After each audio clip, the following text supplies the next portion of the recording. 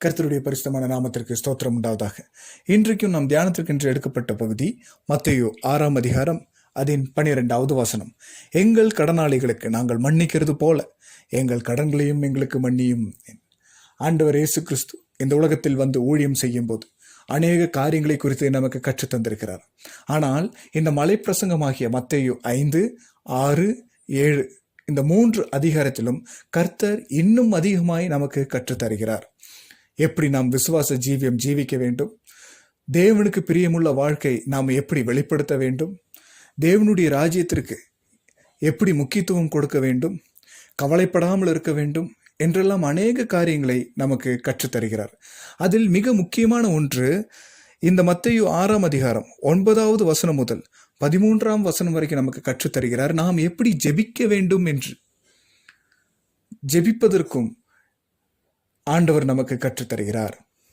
அதில் இந்த பகுதி மிக முக்கியமான ஒன்று, எங்கள் கடனாளிகளுக்கு நாங்கள் மன்னிக்கிறது போல எங்கள் கடன்களையும் எங்களுக்கு மன்னியும் என்று நீங்கள் தேவனை நோக்கி ஜெபம் பண்ணுங்கள் என்று ஆண்டவர் இயேசு கிறிஸ்து நமக்கு கற்றுத்தருகிறார்.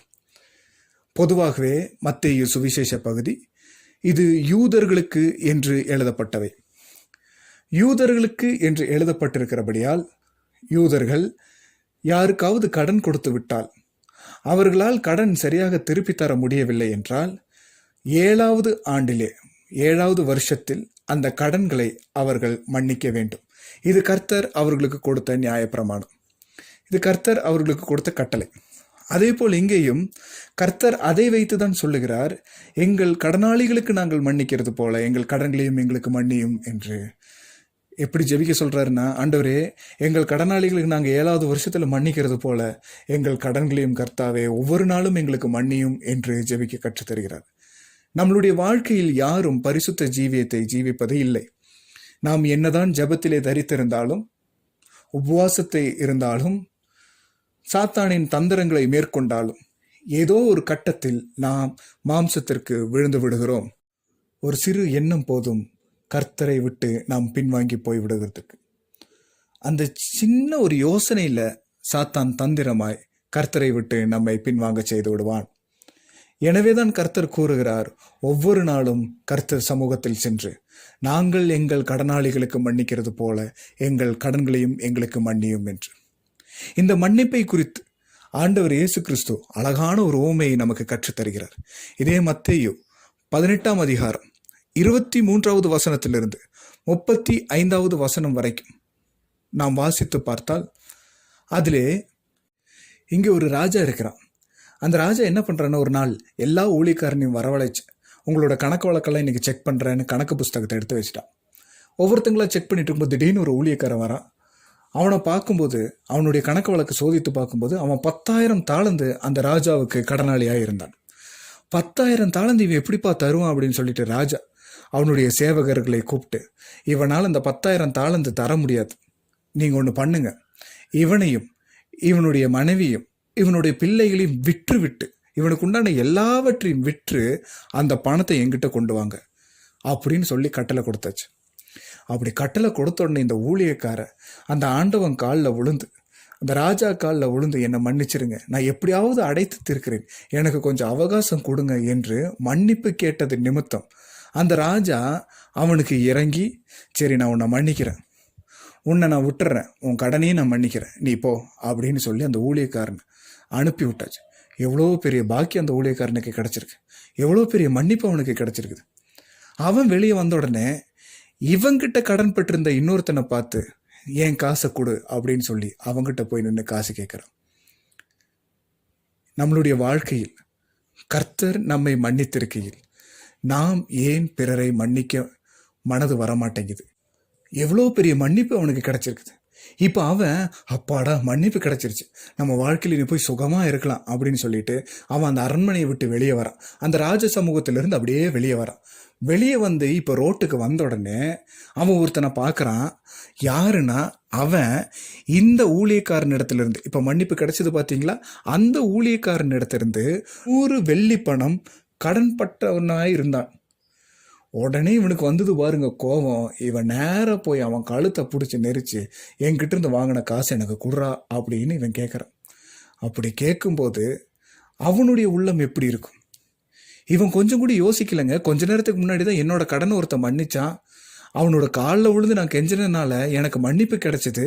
இப்போ இவனுக்கும் அதே போல் நிர்வாகம் இல்லையே, நான் இவனை மன்னிக்கணும்ல அப்படிங்கிற கொஞ்சம் யோசனை இவனுக்கு கொஞ்சம் கூட வரவே இல்லை. இதை பார்த்துட்டு இருந்த வேற ஒரு ஊழியக்காரன் அந்த ராஜா கிட்ட போய் சொன்ன உடனே, நீங்கள் மன்னிச்ச அந்த ஊழியக்காரன் அவனுக்கு யாரோ ஒருத்தன் கடன் தர வேண்டியது இருந்ததாமா, அவன் கழுத்தை பிடிச்சி நெரிச்சு காசு கொடுன்னு கேட்டுட்டு இருக்கிறான் அப்படின்னு ராஜா கிட்ட போய் சொல்லி கொடுத்துட்டாங்க. இப்போ அந்த ராஜா திரும்பவும் அந்த ஊழியக்காரனை அழைச்சு, நான் உன்னுடைய கடனையும் உன்னையும் மன்னித்துனேன், நீ ஏன் உங்ககிட்ட இருந்து கடன் வாங்கினவனை மன்னிக்கல? அதனால நீ ஒன்று பண்ணு, நீ இனி உன் கடனை கொடுத்து தீர்க்க மட்டும் நீ இங்கே உபாதிக்கிறவர்களிடத்தில் உன்னை நான் ஒப்பு கொடுக்குறேன்னு சொல்லி அங்கே ஒப்பு கொடுத்தாச்சு. இனி அவனுக்கு ஒரு விடுதலையே இல்லை. அவன் கட்டப்பட்டு விட்டான். அவன் பிறனை மன்னிக்காததினால் அவனுடைய வாழ்க்கை கட்டப்பட்டு விட்டது. அவனால் கடனும் கொடுத்து தீர்க்க முடியாது, நல்ல சுகமான வாழ்க்கையும் வாழ முடியாது. ஏன்? இவனுக்கு கிடைத்த மன்னிப்பு பிறனுக்கு இவன் கொடுக்காததினால் வந்த பலன் கட்டப்பட்ட வாழ்க்கை. நம்மளுடைய வாழ்க்கையிலும் இப்படித்தான். நாம் பிறரை மன்னிக்க வேண்டும். பிறரை மன்னிக்கும் உள்ளம் நமக்கு வர வேண்டும். பிறரை மன்னிக்கும் உள்ளம் நமக்கு வராவிட்டால் நம்முடைய கர்த்தர் எப்படி நம்மை மன்னிப்பார்? ஏன் இன்னும் நமக்கு கட்டப்பட்ட வாழ்க்கை? ஏன் இன்னும் நம்முடைய வாழ்க்கை இன்னும் விருத்தி அடையவில்லை? ஏன் இன்னும் ஒரு சில ஆசீர்வாதங்கள் நமக்கு கிடைக்கப்படவில்லை என்று நாம் சிந்தித்து பார்ப்போமே, ஆனால் நாமும் ஒரு சிலவர்களை இன்னும் மன்னிக்காமல் இருக்கிறோம் என்றுதான் அர்த்தம். நாம் பிறரை மன்னித்தால் தானே கர்த்தர் நம்மளுடைய பாவங்களையும் மீறுதலையும் மன்னிப்பார். நம்ம ஒரு லிஸ்ட் எடுக்கணும். நம்ம சின்ன வயசுலேருந்து இது வரைக்கும் எவ்வளோ பாவங்கள் செய்திருக்கிறோம் என்ற ஒரு லிஸ்ட் வரிசையை எழுதி வச்சிடணும். அடுத்தவங்க நமக்கு என்னென்ன செஞ்சாங்கன்னு எழுதி வச்சா நம்ம செஞ்ச பாவத்தை விட அது கம்மியாக தான் இருக்கும். அப்போ நம்ம செஞ்ச பாவத்துக்கு கர்த்தர் நம்மை விடுவித்திருக்கிறாருன்னா, அடுத்தவங்க செஞ்ச மீறுதல்களையும் அடுத்தவங்க நம்மளை துக்கப்படுத்தினதும் அடுத்தவங்க நம்மளை துன்பப்படுத்தினதும் நம்ம மன்னிக்கிறதுக்கு ஏமாத்திரம். அவர்களை நாம் மன்னிக்காமல் இருந்தால் கர்த்தர் எப்படி நம்மளுடைய பாவத்தை மன்னிப்பார்? எப்படி நம்முடைய மீறுதலை மன்னிப்பார்?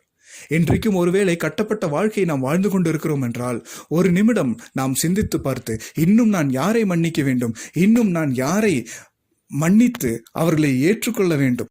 நாமும் இன்றைக்கு ஒருவேளை கட்டப்பட்ட வாழ்க்கை வாழ்ந்து கொண்டு இருப்போமே ஆனால், ஒரு சில ஆசீர்வாதங்கள் நமக்கு இன்னும் கிடைக்காமல் தாமதித்து கொண்டே இருக்குமே ஆனால், நாம் ஒன்று செய்யணுங்க.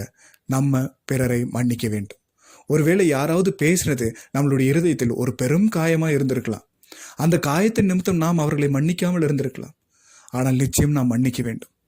ஆண்டவர் இயேசு கிறிஸ்துவை தந்தருளி நம் மீது அன்பு கூர்ந்து நம்மளுடைய பாவங்களையும் மீறுதலையும் இயேசு கிறிஸ்துவின் விலையேற பெற்ற ரத்தம் சிந்தப்பட்டு கிறிஸ்துவுக்குள் நம்மளுடைய எல்லா காரியங்களையும் மன்னித்து தேவனுடைய சொந்த ஜனமாக மாற்றி இருக்கிறாரு. அதை விட பெரிய மன்னிப்பு நம்மளுக்கு வேற எங்கே கிடைக்கும்? அவ்வளோ பெரிய மன்னிப்பு நம்ம கிடைச்சிருக்கும் போது நாம் ஏன் பிறருக்கு மன்னிக்க மாட்டேங்கிறோம்? ஏன் வைராக்கியத்தை இருதயத்தில் வைத்து கொண்டிருக்கிறோம்? காயங்கள் ஏன் இன்னும் ஆறப்பட மாட்டேங்குது? இதுக்கெல்லாம் காரணம் இன்னும் நான் பிறரை மன்னிக்காமல் இருக்கிறேன் என்றுதான் அர்த்தம். கர்த்தர் நமக்கு கற்றுத்தருகிறது, பிறரை மன்னிக்க வேண்டும். நீங்கள் அடுத்தவர்களுடைய கடன்களை மன்னிக்கும் போது பிதா உங்கள் கடன்களை மன்னிப்பார் என்று. இங்கே அந்த வேலைக்காரன் எப்படி முதல் முறை மன்னிப்பு பெற்ற பின்பு அவனுடைய பாரத்தை எல்லாம் இறக்கி வைத்து நல்ல சுதந்திரமாக வெளியே வந்தானோ, அதே போல் இன்றைக்கும் நாம் மன்னிக்கும் பொழுது கர்த்தர் நம்மை ஆசீர்வாதமான வாழ்க்கைக்கு நேராக வழி நடத்துவார். நாம் எதெல்லாம் எதிர்பார்த்தோமோ அதெல்லாம் கிறிஸ்துவுக்குள் நமக்கு தருவார். இதெல்லாம் எதுக்கு ஆண்டவர் நமக்கு கற்றுத்தருகிறார் என்றால், கிறிஸ்துவின் வெளிப்பாடுக்காகவே நம்மை கற்றுத்தருகிறார். கிறிஸ்து எப்படி நம்மை மன்னித்தாரோ அதே போல் நாமும் மன்னிக்கும் போது நித்தியமாய் பரலோக ராஜ்யத்தில் நம்மை சேர்த்துக் கொள்வார்.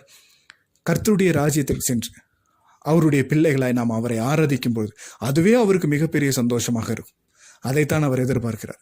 எனவே நாமும் பிறரை மன்னித்து மனம் திரும்புவோம். பரலோக ராஜ்யம் மிக மிக மிக சமீபமாயிருக்கிறது. கர்த்தர் தாமே இந்த வசனங்களை ஆசீர்வதிப்பாராக. ஆமேன், ஆமேன்.